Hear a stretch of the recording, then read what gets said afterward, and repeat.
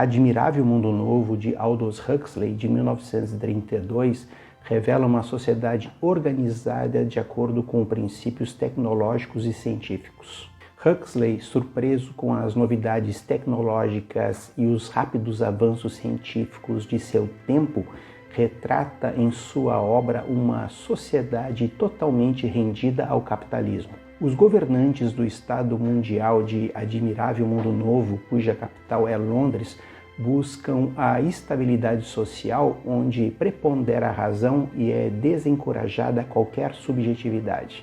Em uma sociedade distópica, mas de alta tecnologia, localizada no distante ano de 1540 ou 632 depois de Ford, as pessoas são reproduzidas artificialmente em laboratórios, sem a necessidade da reprodução natural, e já nascem biologicamente predestinadas e condicionadas a exercerem um determinado papel.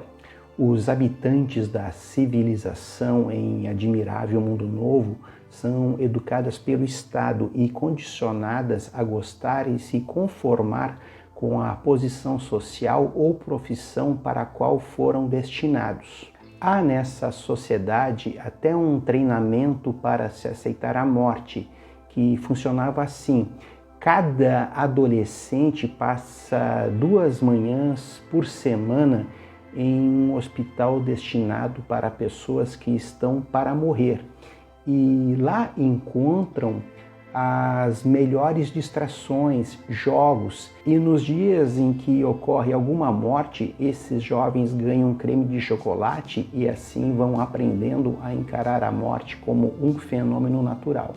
Há na civilização de Admirável Mundo Novo um controle totalitário por parte do Estado.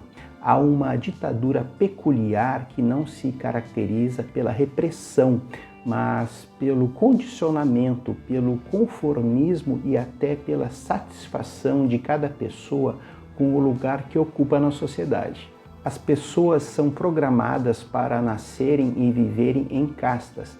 Tem as castas alfa e beta, consideradas mais importantes e formadas por pessoas mais inteligentes, e também as castas gama, delta e y, sendo esta última a casta mais baixa, que era desenvolvida em laboratório com o uso de menos oxigênio e que trabalhava para as demais castas, geralmente em atividades braçais.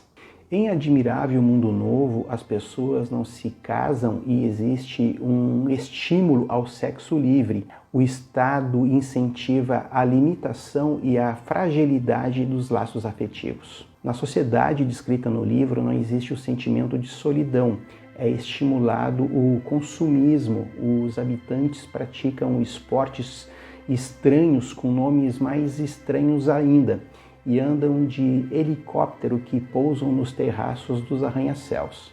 O livro promove questionamentos bem atuais em torno de temas como fertilização artificial, liberdade sexual, clonagem humana, lavagem cerebral e hipnopedia, que é um método que procura transmitir conhecimentos durante o sono e que é utilizado pela civilização descrita na obra. Na civilização retratada em Admirável Mundo Novo, as pessoas vivem bem e confortavelmente, independentemente da classe, da casta a que pertencem. Qualquer problema emocional ou psicológico que possa aparecer é solucionado por uma droga chamada soma, distribuída pelo Estado na forma de cápsulas. Na sociedade de Admirável Mundo Novo não existe religião, mas Henry Ford, o famoso empresário da indústria automobilística, é uma entidade quase sagrada para quem os habitantes realizam certos rituais.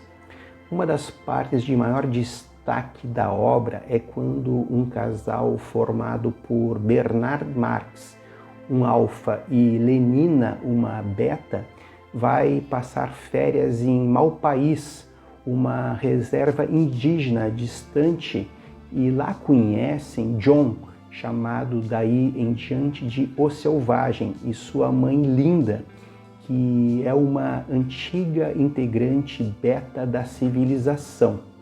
Bernard, por interesses pessoais, leva o selvagem para a civilização, mas John, o selvagem, não entende a desumanização que encontra lá. Ele vive em uma sociedade mais humanizada e nasceu em um processo de reprodução natural, pois sua mãe Linda foi vítima de abuso sexual por parte do diretor de incubação e condicionamento e foi injustamente expulsa da civilização. Surge em seguida um interesse mútuo entre John, o selvagem, e Lenina, que acompanhou Bernard até a reserva. Mas quando John, o selvagem, percebe que da parte de Lenina existe apenas um interesse sexual por ele, ele se desaponta com ela, porque não entende esse tipo de relação. Bernard Marx, embora seja um alfa, é um personagem ressentido, insatisfeito com seu aspecto físico e uma pessoa que se sente desencaixada da sociedade em que vive. Bernard tem um pouco mais de senso crítico em meio a tanta manipulação existente no Estado mundial. Tem uma passagem interessante do livro onde Bernard revela o seu ressentimento em relação a outros personagens. Ele faz a seguinte reflexão: uma das principais funções de um amigo é suportar, sob forma atenuada e simbólica, os castigos que nós gostaríamos, mas não temos possibilidade de infligir aos nossos inimigos.